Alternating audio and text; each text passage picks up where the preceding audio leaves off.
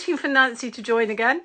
I'm so sorry for everybody who has been bored to death for the last few minutes, but these things are wonderful when they work. Here she comes. Got a different phone, so hopefully we won't have the same problem. So Nancy should be second. Yes! I think that works. I can only hear myself once, which is wonderful.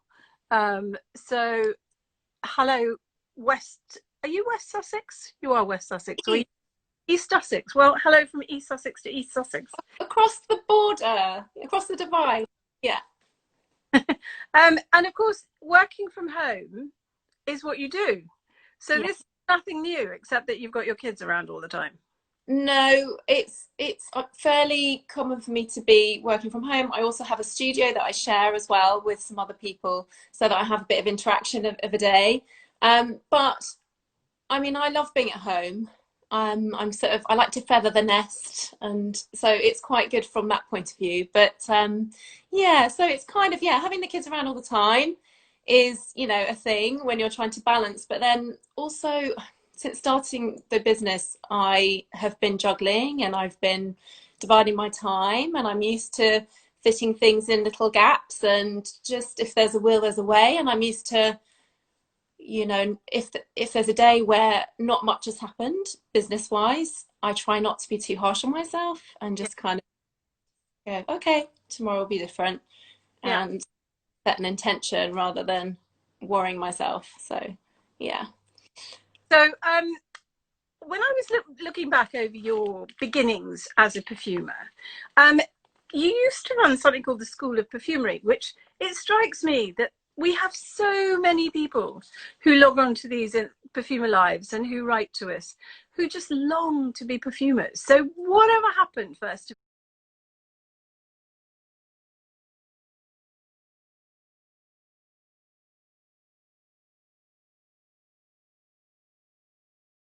So whatever happened first of all to the School of Perfumery? Yeah. So my humble beginnings in perfume were as an apprentice to Anastasia, who ran the School of Perfumery. She ran Creative Perfumers, and I worked for her for quite a long time, and every day my interest was spiked. Every day I was learning huge amounts, and I had no idea how niche this information was. I had no clue. And so eventually she said, look, I really love working with you. Would you like to come on board with a sister company?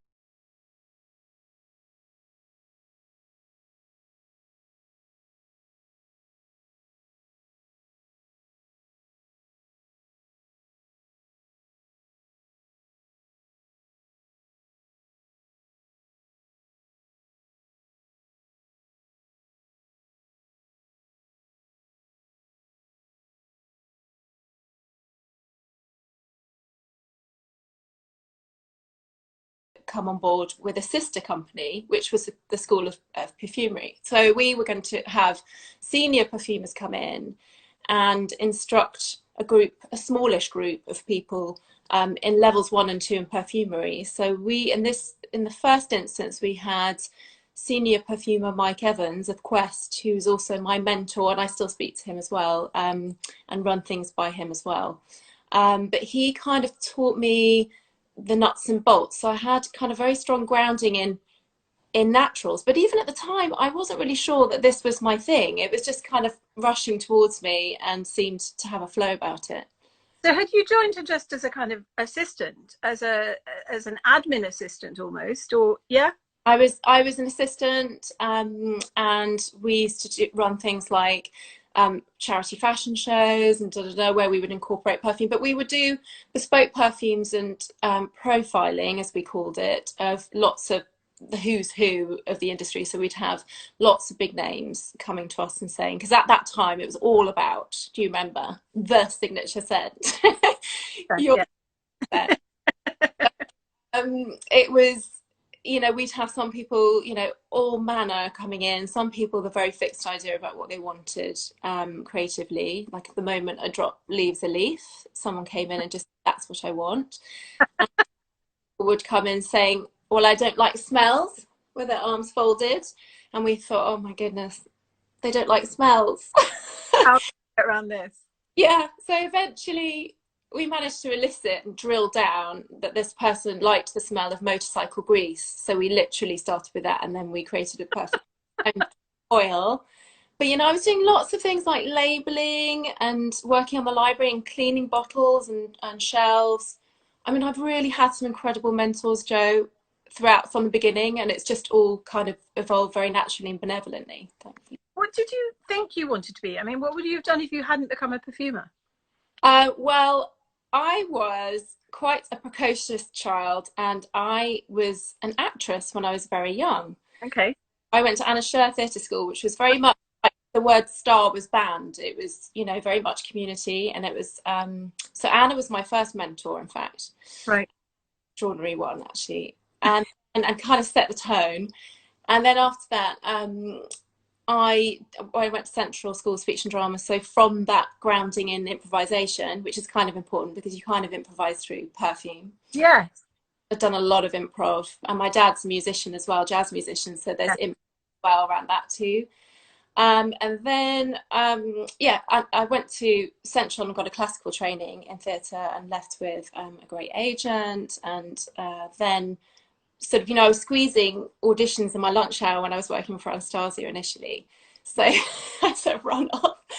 So other people were waiting tables while they waited for their acting career to take off, but you actually were assisting a perfumer. So it's just the same, basically. Just the same. But it was just that it started to creep in. And then it wasn't until I'd had a kind of last hurrah with acting in New York, and then I'd come home and I thought, I have like this incredible spread of knowledge that I'd like to share, and I'd like it to grow. I've got loads more to learn, and I always think it's a journey without destination. Mm-hmm. And I love the closeness of the way that perfumers work, and that there's no real infringement, that we share a lot and we chat to each other, and I love that. I find that really wonderful. And I just think there's a sort of kind of quiet gentleness to the work itself, and it's contemplative. And it seemed to just really fit with a lot of what I've done. So yeah, question, I've been an actor. So it's storytelling. Yeah, telling through perfume as opposed to on a stage, which is, so did you become apprenticed to Anastasia? I did. So she basically taught me, I learnt the ropes, and I was able to profile clients. So when they came in, I was able to kind of work out which naturals to show this client if they were saying they liked a particular thing. So we would use all sorts of techniques, mainly based around colour. I think it's right that Anastasia smells and experiences scents through colour. Yes, I think she has. Easier, yeah. And for anybody who doesn't know who Anastasia is, she's a behind the scenes figure who has created perfumes for all kinds of clients. I mean, for brands and for lots and lots of celebrities and individuals, etc. She's not a kind of star. She's not on the front of any bottles, but she's a real kind of force within the industry. Based in the UK, and a great person to learn at the shoulder of.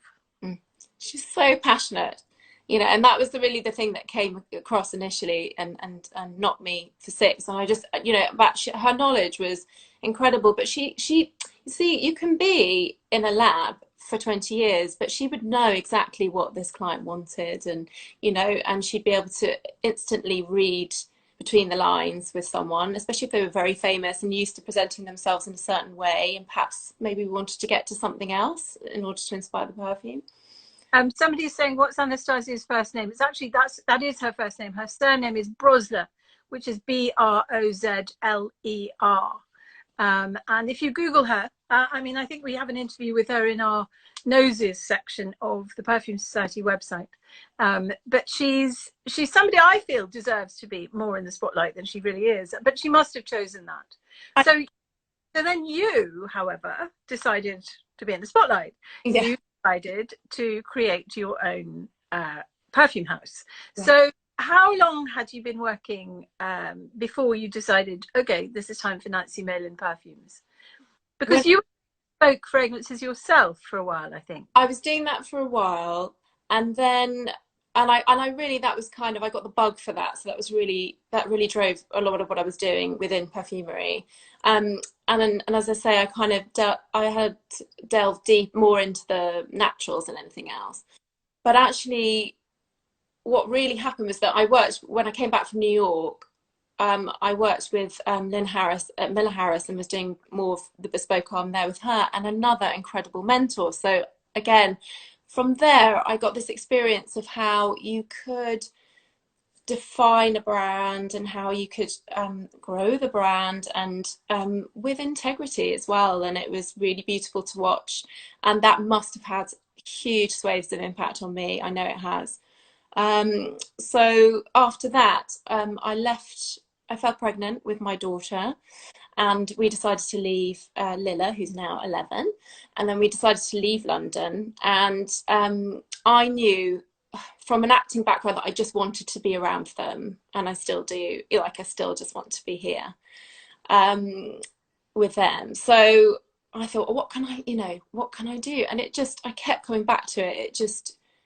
It feels, yeah, very deeply like it's my calling and I'm channeling it, and people really respond well when I talk about perfume. So I was just getting these reflections around me and talking publicly about it and thinking, I have to listen to this, I have to listen to this. And I was getting to the point, because I think Lila was about 2, where I remember specifically I was stirring something in a pot and I was looking at the bottom of the pot and I was thinking, because you never know when you have children if that might just be everything for you. But I at the bottom of the pot and thinking, no, I've got to do something else. There's something else that I have to do. And I just, and Acalaria was the first perfume that I created. So it was about oud, which was the first note that absolutely, I mean, it was like falling in love. Everything went really quiet and I felt changed after smelling real oud. And I know you're oud lover as well, Jo. But it was a real... Lot of misconceptions about oud, I think. It doesn't have to hit you between the eyeballs, or it doesn't have to fill a room with smoke. It can be used very beautifully and subtly to enrich perfumes. That's absolutely right. It doesn't have to be sucker punch or kind of, and that was my experience of it. It was literally this sort of symphony, one raw material, which just blew me away. So oud was in my headspace probably about, I'd say, maybe 6 years before I started to create Acalaria. But when I had my son, so a little bit later, I just started drafting, sketching, if you like, maybe painting with colours as well, and also sketching some ideas of... I love poetry, I love I love scent, and all these things were kind of coming together. And I thought, I really have to create something that is my offering, if you like. And you could do it at home.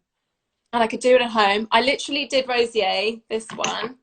I did Rosier with Babe in Arms, literally. Keith was literally here, and I was like, and pottering about with adding this to that, and sort of, yeah, it was, yeah.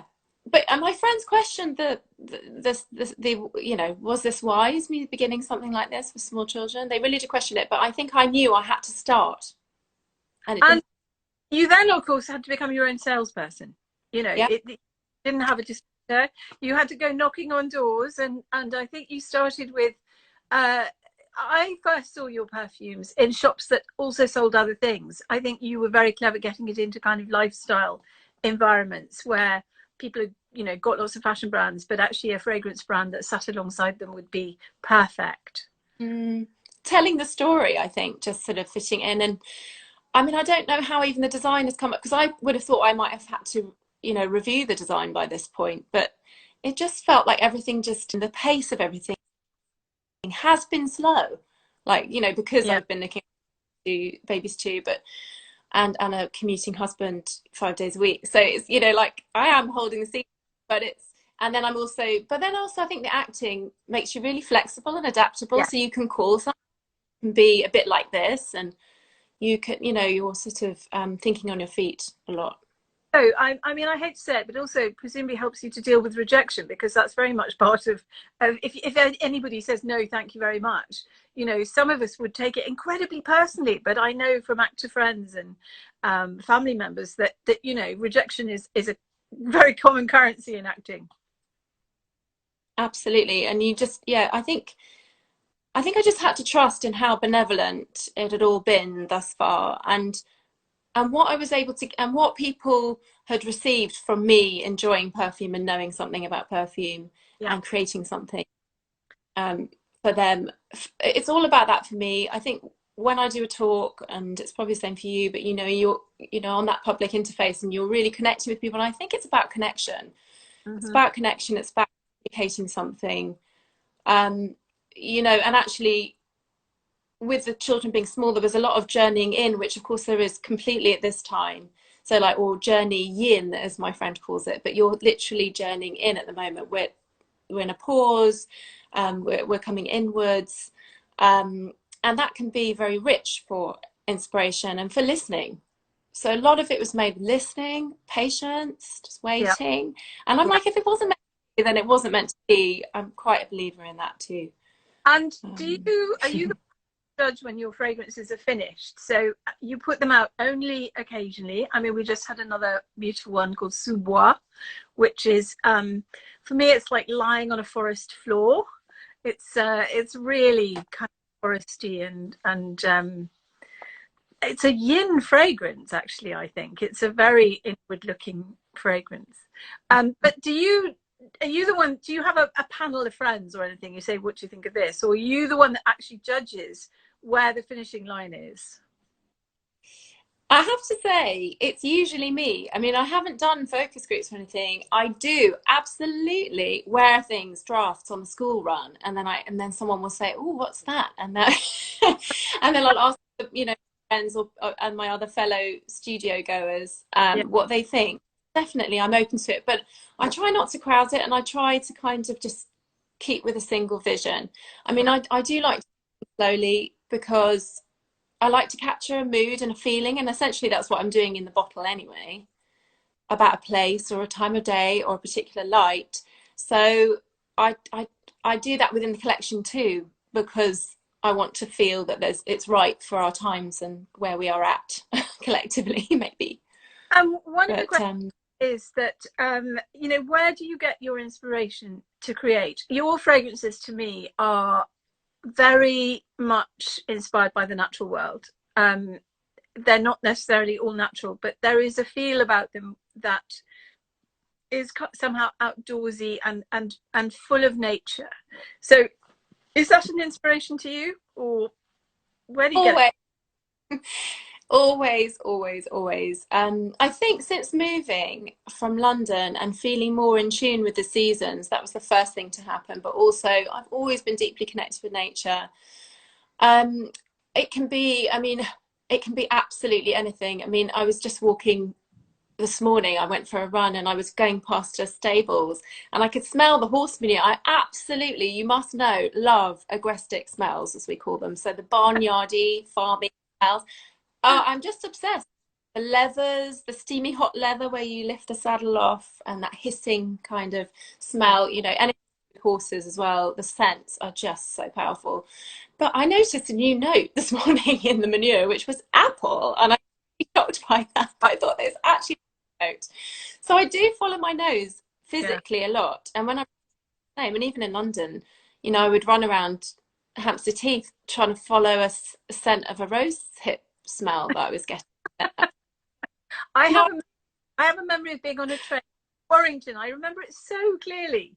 With one of the, it was one of those trains where the windows open, and I got this hit of what I thought was jasmine, and then a microsecond later realised it was actually cow shit, and it was candles in the kind of in the cow shit that smelt momentarily like jasmine.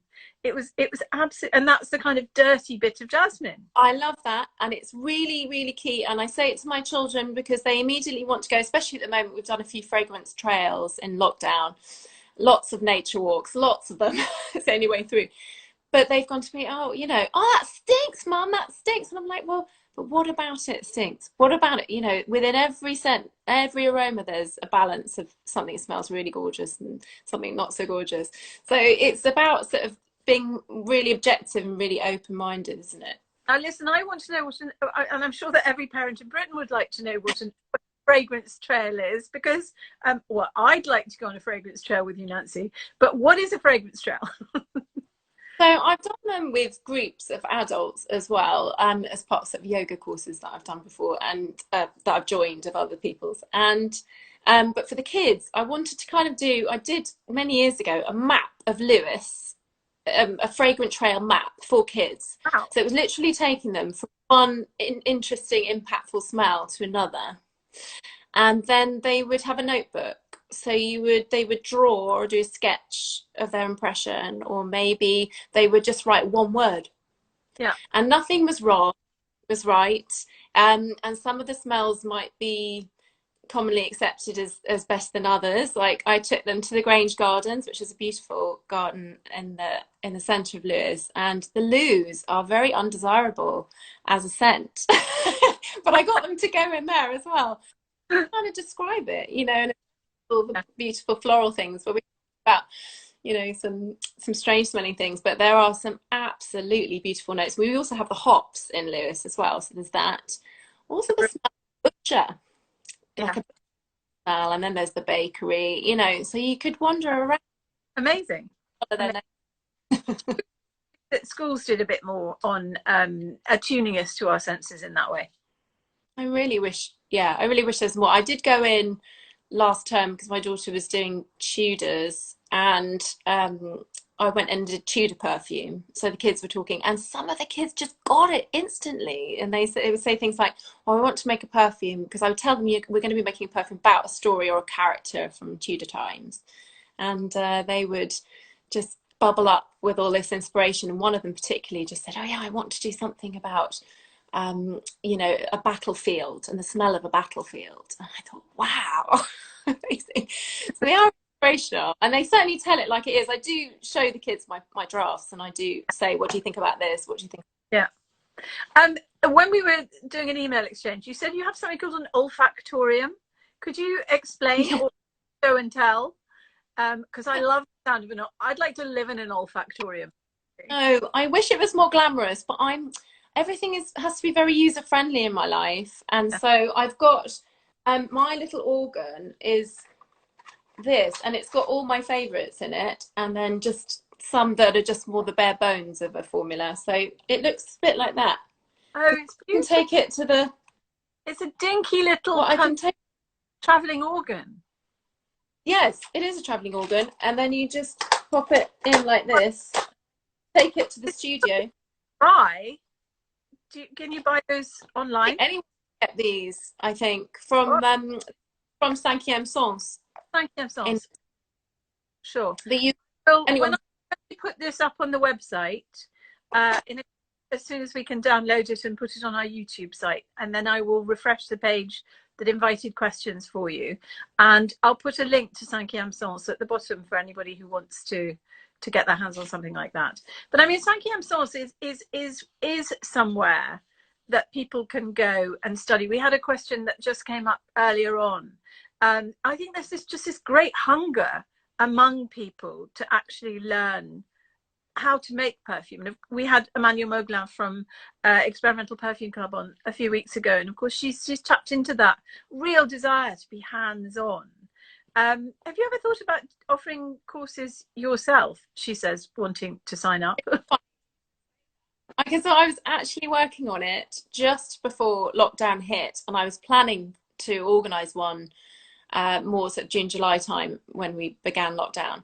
But I wanted to call it Sensing Through Scent, because the way I work is very intuitive, and I wanted to allow people to have that experience, to really you know, it was even going to combine sort of making a flower essence as well, so that you really get to know plant, you get to kind of communicate with the different plants, and then apply that same maybe stillness that you need for that to experiencing scent as well. So I kind of wanted people to have that experience. And lots of people, when I was doing a lot of my shows, which of course we can't do anymore, or fairs or talks, they were all like, oh yes, I really want to do that. You know, so, Well, I think probably everybody watching will do that.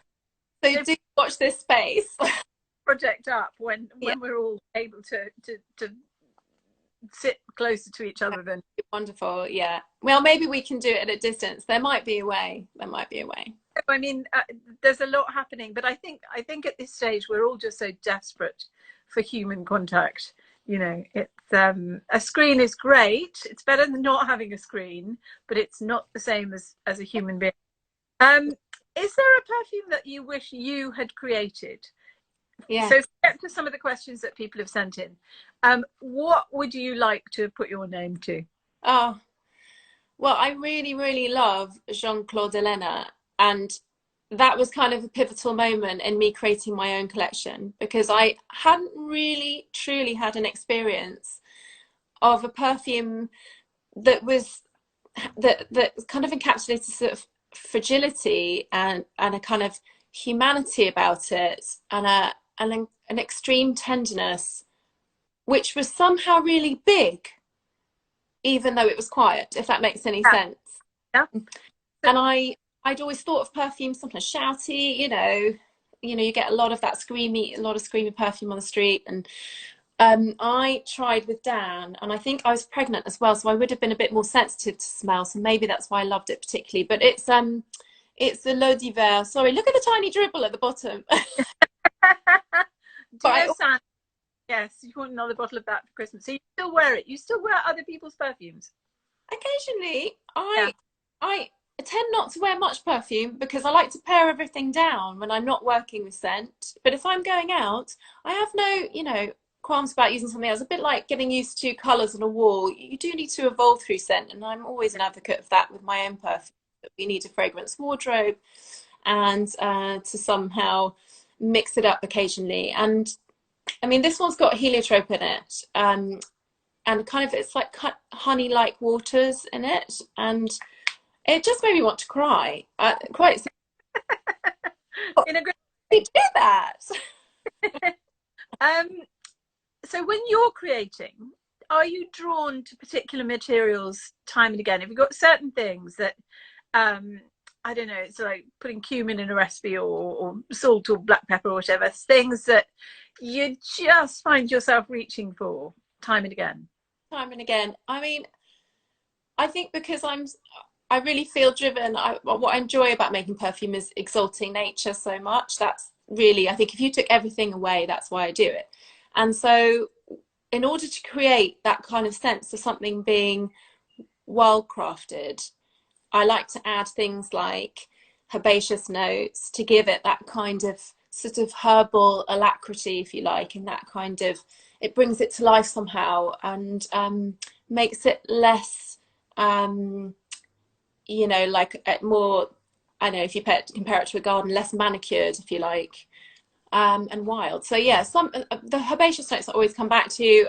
Artemisia that grows in my garden is in Illumine, and I used to scrunch the top when I was walking past, and these aniseed notes and this kind of pure chlorophyll green coming through the earliest shoots of spring, and I just thought, oh God, that's what I want to put into Illumine. So yeah, the herbaceous notes, yes, I would say I'm really into, and looking forward, I'm really exploring bright sunny florals, and it might be because we're surrounded at the moment and with just gorgeous things, but I like the smells of sweet pea, the sense of sweet pea and freesia, mimosa, lilac, those kind of sunny smells. So I'm kind of exploring at the moment. Yeah, I can see. I mean, although you have florals in your collection, you haven't got a kind of powdery English gardeny floral like that, which I know Susie Nightingale, who's watching this from the Perfume Society, she loved that as well. So Yeah. that's 2 bottles sold. Tick. We'll do that. I know. I think, and it's all about, I think it's going to be really interesting moving forward, because it's all about what's available, how easily available it will be. I kind of really have an instinct to kind of rein things in as much as possible, but keep them really rarefied still. Well, it's interesting that you referenced Jean Claude Elena, because of course he has this mission to make his creations as short as a haiku, if he possibly can, by using, I mean, I think he's got some down to 11 ingredients, and he tries to, he pares back, he simplifies, uh, he less is really more for him. And are you similar to that? I am similar. I don't like a lot of noise. I like there to be kind of space between the notes, if you like. So I quite like, definitely I prefer a sort of more well honed, simpler fragrance, because the naturals, especially if you're working with naturals, they are so complex and rich within Yeah. them. Yeah. Sold in such a complex and interesting way, and it depends where they come from and what crop they are and how much sun they've had and all these different things that you're sort of pulling together. So I think I would like to, yeah, sort of rein it in even more going forward, but I have historically kept things quite simple. I think Illumine is the cologne in the collection, so that one is sort of, I downloaded it, if you like, creatively quite easily, because it just sort of, I was like, well, I'm going to add a bit of ginger here and have a herbaceous note, fine citrus, you know, and that sort of, whereas some of them take a very long time to put together, and I have to say the ones that take the longest, in my experience, tend to have more things in them. Like Acularia is a little bit more complex, I think, and it has a lot of nuance. And I've always been really interested in the journey of a scent from bang out of the bottle to the almost undetectable trace the next day. I'm interested in all of that, Yeah. and what story it's telling. So, you know, yeah, there'll be more of a simplicity with the lighter ones where it's quite splash and wear, and maybe a bit more complex darker one with the richer woods. You live in a beautiful town in the countryside, basically. So Lewis, if anybody doesn't know, it is a beautiful Georgian town, well, medieval, then Georgian, and it's surrounded by beautiful countryside. Does the it sounds like the countryside has quite an influence on your creativity and creative process.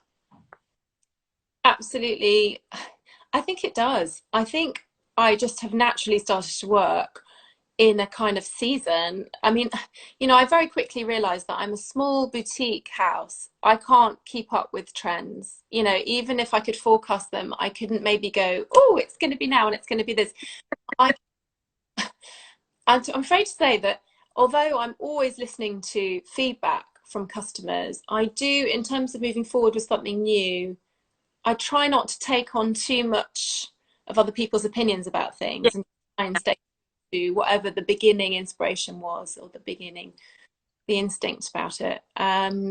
So yeah, I think there's obviously, you know, such a richness when you're going out on a walk, and I also really love travel, so that's going to be interesting, isn't it, going forward?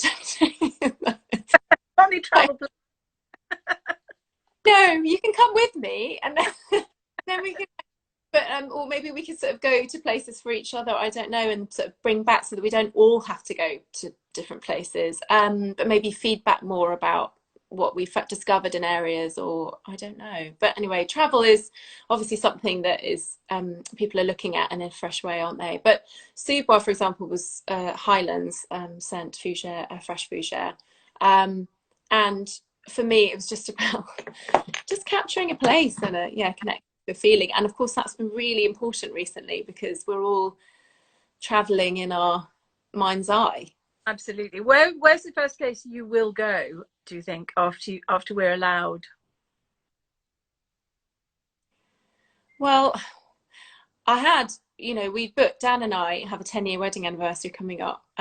So we'd booked Italy, Tuscany, and we actually married in Italy.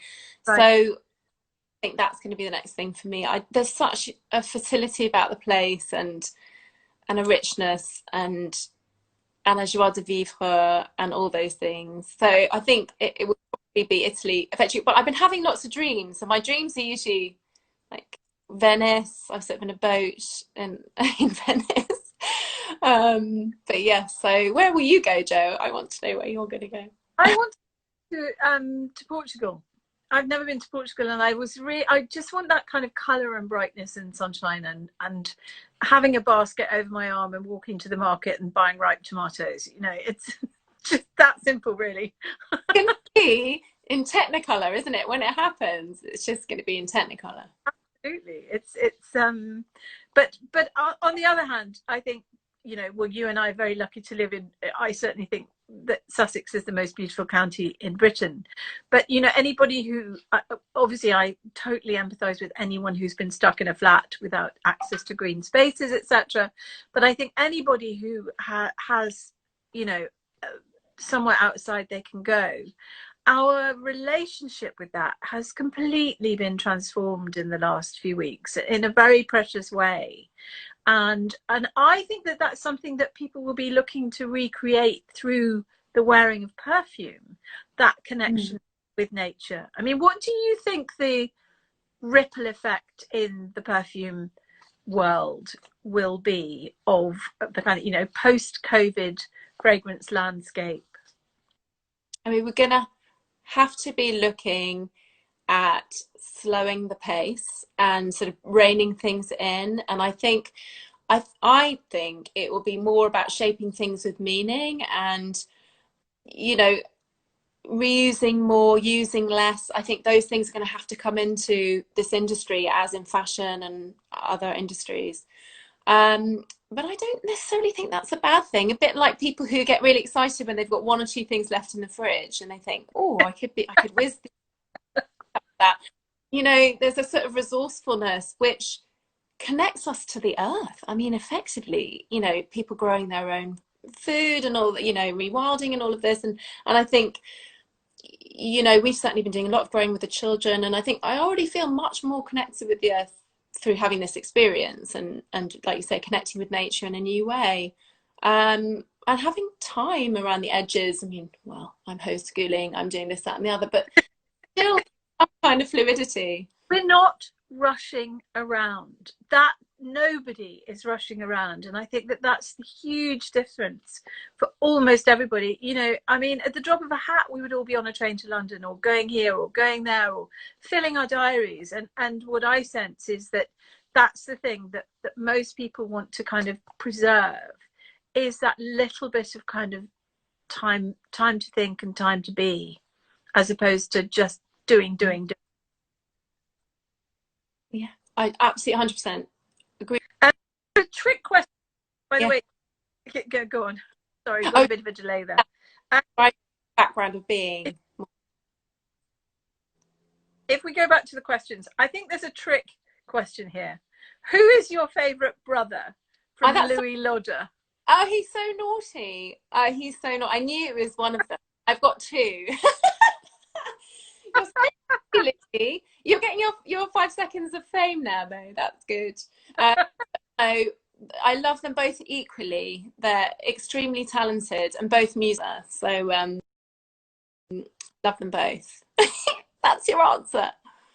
I thought that was funny that we snuck that in. Just as actually my best commented on my hair earlier on, which made me laugh. Looking beautiful, Jo. Sorry? How are you doing this? It looks beautiful. The hair, a Dyson air styler, actually, because I am a once a week blow dry person, and I can't dry my own hair. I literally go to the hairdresser once a week. It just does it gets done, and I have to put a comb through it. That's all I do. And so it's so the Dyson air styler, it's saved my bacon. So what you obviously do wear Jean-Claude Helena. One of the questions was that what did you wear before you created your own brand?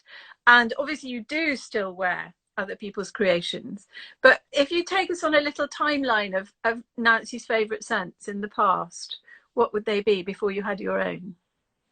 I have to say this one ties in with sort of earliest memories of scent. But the very first one I was aware of was Biblos, because my mum had Biblos. Bottle, which actually looks quite contemporary now if you think about it. But I remember that on her skin in the sunshine, and that was a really sort of warming, enveloping scent and of mum, and that was lovely. Other than that, I mean, I was working at Miller Harris, so I had some favourites when I was working with Lynn. I really thought Terre de Bois was Yeah, really beautiful. yeah. And I also loved the Feuille de Tabac, the one which is got the Cuban cascarilla oil in it, so it's got that kind of cigar note. Loved that. And so that would have been there. Also, Tilul I really love by Musée d'Orsay. Yeah. Really mimosa and just really sunny and bright. I love that one. So I've had a phase with that. And then I did used to do when I was in my teens, you know, the body shop thing. And so I Yeah. did have White Musk was just that was my teenage go-to. White Musk was mine. Some people did Dewberry. I still can't be in a room with Dewberry, but White Musk I think is a triumph.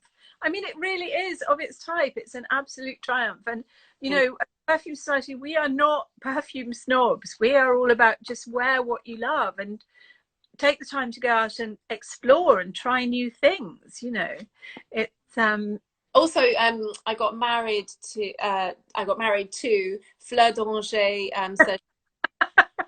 because I really love Fleur d'Oranger.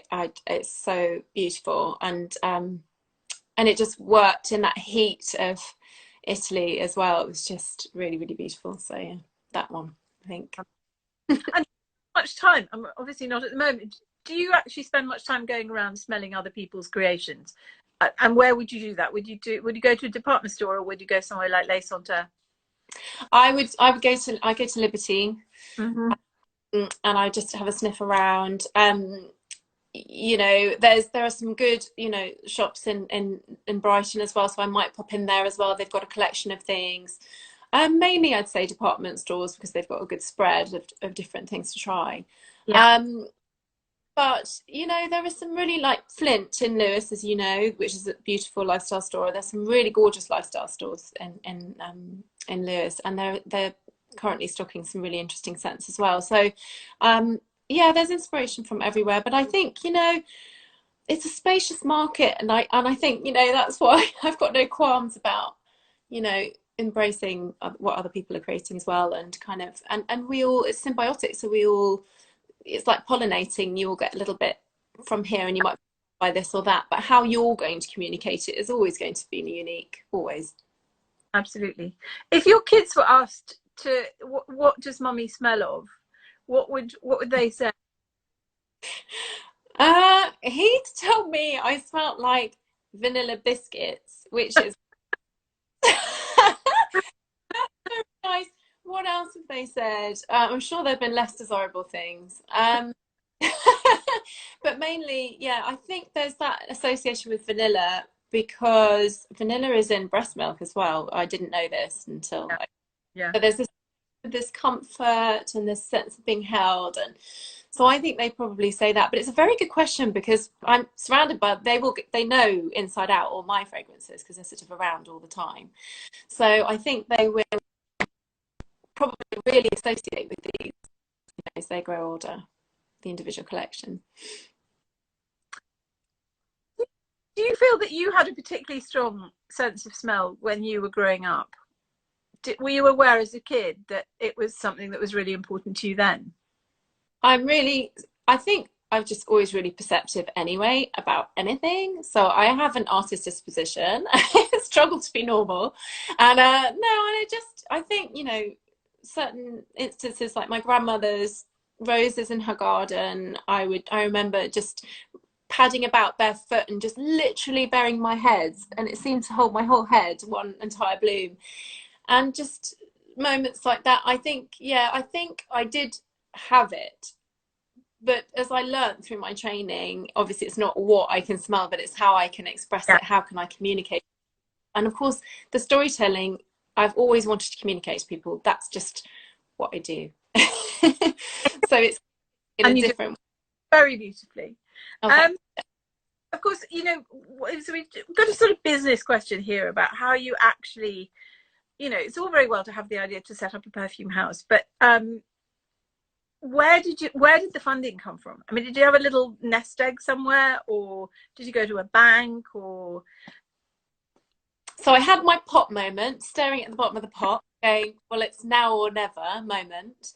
And then I did call some banks and I got some rejections. And then I had a bit of a nest egg and then a bit of a bank scenario.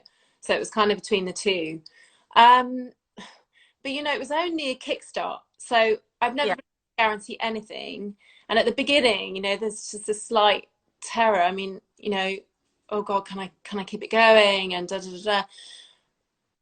And then can I keep up with the fashion trends? Because I worried about that at the beginning. I thought, oh God, can I keep up with what everyone else is doing? And again, I just kind of thought, well, look, if it's meant to be, and I just kept really focusing on the quality of what I was giving people. And I was also really, interested in the early design sort of elements, because the design is like the most expensive part of making the perfume, like the packaging. Yeah. One of the most expensive elements. And I just thought, I really want to, it's about communicating, because I thought colour, obviously, I think the sale of a perfume is like 80% judged on colour or something, the colour of the box. And I thought that was stunning as a thing. And I thought, wow, what, so colour is important as well. And am I hallucinating, or were your first labels sun prints? Did you have the blue sun prints on the first labels? Or these are they're the same. They're the same.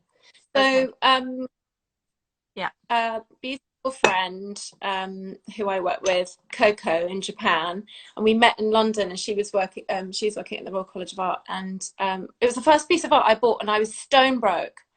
And she just said, you've got to have it. And it was a collection of etchings that she'd done white on black.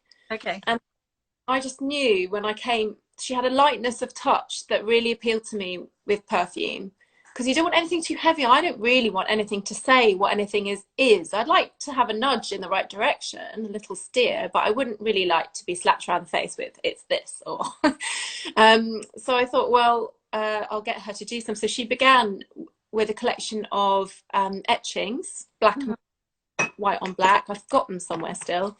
And then I thought, no, we need colour. We need colour. So I just digitally added the colour. So I got someone to artwork it for me, and then they sprang to life. But I think it's this idea as well of something rising from a somber background.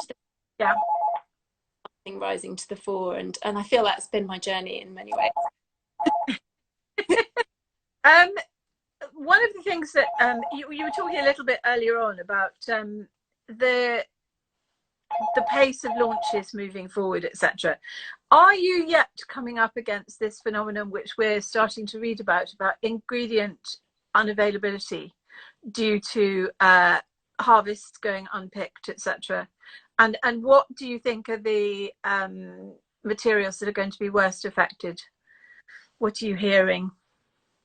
I haven't had any guidance yet on specific things, because I'm still at quite an early stage of putting things together. But there's one particular note that I've been searching for, and I don't know if I'm going to tell you what it is, because it's such a strong key play. I don't want it's someone else go out and buy the whole lot. I know, and it is worrying, but I do think I'm quite interested in maybe looking at some things that are grown as smaller crops and closer to home. And I just think making everything, just bringing it all in a bit, so that maybe we're looking at producers who have a smaller quantity, but maybe you can start them in a particular way, or as Parterre have shown, you can now grow vetiver in Dorset. I mean, who knew? That's one of my favorites. I've got some vetiver here which I absolutely adore. Yeah. But it's really amazing. Yeah, you can. But so what about ingredients for the fragrances that you have in your collection already? Have you are you making sure that the supplies of those are secure, etc.? I think, I mean, I haven't had any information, so it's just at the moment I haven't really had any real information yet about that. I mean, I think I have quite a bit to be going on with, which is good. Yeah. How far that will go into the future, I don't know. But I hope that, yeah, there will be a way. But I do think we need to be quite mindful about things, and I need to sort of be tuning into my witchy waters, if you like, about, you know, how to best proceed and, you know, and create a product that is more in alignment with our values and going forward. And so, yeah, I mean, at the moment, I'm working on a completely different collection. And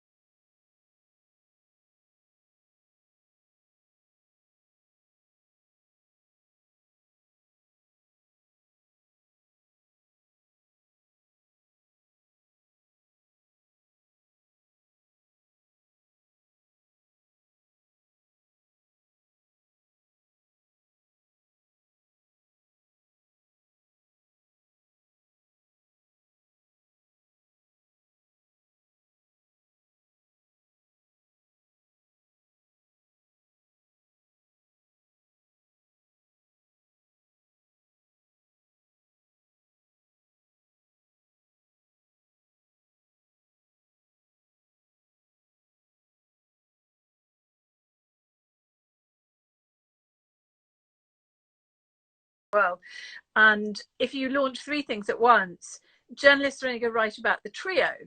The three, or maybe choose one of them. So I always say to people, it's better to drip feed. You know, I do remember years ago somebody telling me they were launching a range of body care from Croatia into Harrods, and it had 200 items in it. It was a new range, and of course it you know, died a complete death, that poor person who'd put their life into it. over, And right. Okay, but helping me, Jo, because then I can take less pressure off myself and kind of think, well, actually, cut yourself some slack. I mean, I think that the kind of phrase moving forward has to be, cut yourself some slack. You know, we all work incredibly hard, but just do what you can, really.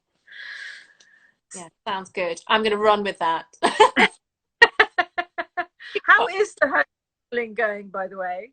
So Is your husband, the homeschooling, is your husband not commuting at the moment? he's not commuting, but he's in my son's room because it's such a away from our big open plan space, which gets very noisy. Because the trouble with anyone who's done open plan is they know it's very noisy. So I'm trying to do my work. I kind of get them set up with something and then just try and visit my work. So I'm literally just, yeah, it's not easy. It doesn't feel that natural. It feels a bit like putting a round peg in a square hole some days, and just, I don't have infinite patience, you know, like I'm not a saint. And I think even the mildest of us are being pushed in those scenarios. But I really have found that in lockdown, pressure is no good. So No, is no. because our mental health is paramount, all of us, and my case. So I've tried to be about connection rather than education. So Yeah.